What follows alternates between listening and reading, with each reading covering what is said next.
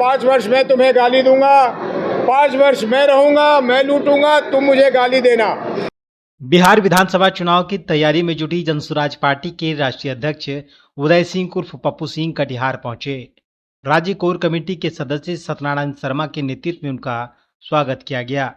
ललियाही में कार्यकर्ताओं को संबोधित करते हुए उन्होंने कहा कि जनसुराज पार्टी शिक्षा, स्वास्थ्य, रोजगार और पलायन जैसे मुद्दों को लेकर गंभीर है।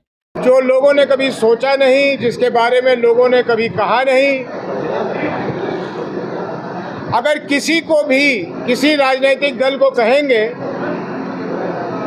कि बिहार के सामने क्या समस्याएं हैं, तो वो एक तोते की तरह उसे दोहरा देगा कि हमारे यहाँ की शिक्षा, हमारे यहाँ का भ्रष्टाचार, हमारे यहाँ का पलायन, हमारे यहाँ का स्वास्थ्य, हमारे यहाँ के रोजगार, ये सब लोग रटा देंगे। जनसुराज कोई नई चीज़ नहीं कह रही। जनसुराज ये कह रही है, ये चीज़ें जब सबको मालूम थी तो 35 वर्षों में ये चीज़ें और ख़राब कैसे हो गई, और इसको, इस बदहाली से निकालने का क्या तरीका है। हम तरीके के साथ उस समस्या का उल्लेख कर रहे हैं और हम इसे कैसे ठीक करेंगे साथ में बतला रहे हैं।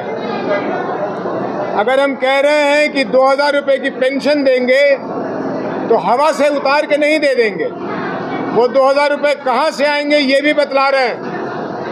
अगर हम कह रहे हैं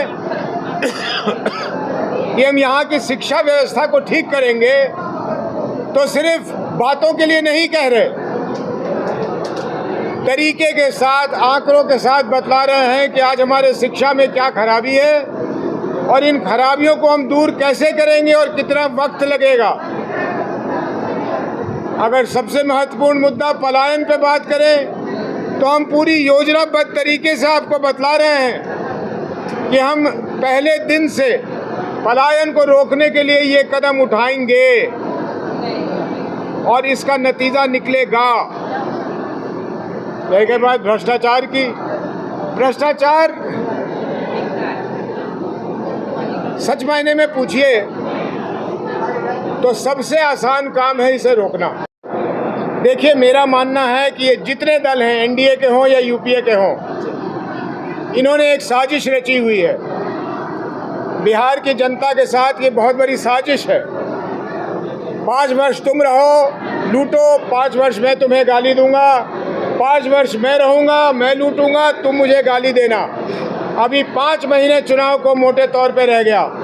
अभी हमारे पास जो मुद्दे होने चाहिए बिहार में, आपके मार्फत जो गूंजना चाहिए, वो यहाँ के जिन बड़े 5 समस्याओं का मैंने गिनती करवाया है वो गूंजने चाहिए। लेकिन 5 महीने क्या गूंजेगा। वो कह रहे हैं वो रहेंगे, वो कह रहे हैं वो नहीं रहेंगे, वो कह रहे हैं वो 243 पे लड़ेंगे, वो कह रहे हैं मैं 17 पर नहीं मानूंगा, वो कह रहे हैं मैं 3 नहीं लूँगा, मुझे 13 चाहिए। आप ज़रा अपने लोगों से पूछिए जाकर, क्या उनकी जीवन में ये फ़र्क पड़ने वाला है कि चिराग जी लड़े न लड़े, एक जगह से लड़े, 500 जगह से लड़े, कौन सा घटक दल कितनी सीटों पे लड़े, बिहार की जनता को इससे क्या मतलब।